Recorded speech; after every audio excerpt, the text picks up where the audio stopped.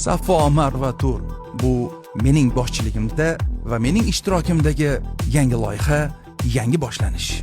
Safo Marva Tur qariyb mana 3 yildan beri minglab ziyoratchi va sayohat qiluvchi mijozlarimizga yuqori sifatdagi xizmatni ko'rsatib kelmoqda.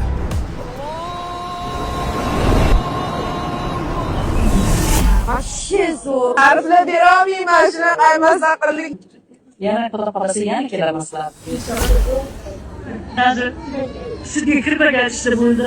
Safo Marva boshqa turk firmalarga qaraganda juda ham ajralib turar ekan. Hammasi zo'r bo'ldi. Alloh rozi bo'lsin mehnatinglardan. Ilmli ellik boshchilari, luks otellar, shunaqa yaratilgan qulayliklardan juda ham xursandman.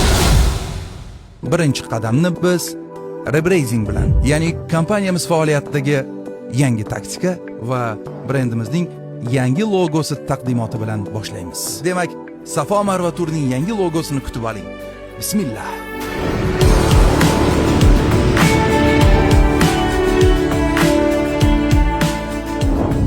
Xabaringiz bor, Safo Marva Tur yangi qonunchilikka muvofiq birinchilar qatorida rasmiy litsenziyaga ega bo'lgan tur kompaniyadir.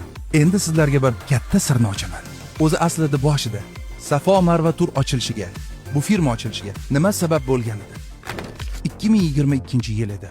Sabab insofsizlik.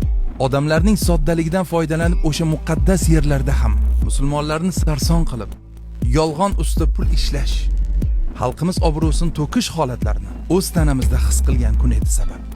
Bir necha kundan buyon ijtimoiy tarmoqlar Umra ziyoratiga borib O'zbekistonga qaytib kela olmayotgan ziyoratchilarning videolari bilan to'ldi. Chidab bo'lmas sharmandalikka barham berish uchun Allohga tavakkul qilib bu ishni boshlagandik. Yillar davomida aziz va mehribon xalqimizga qilib kelayotgan juda ko'p ezgu amallarimizga guvohsiz azizlar.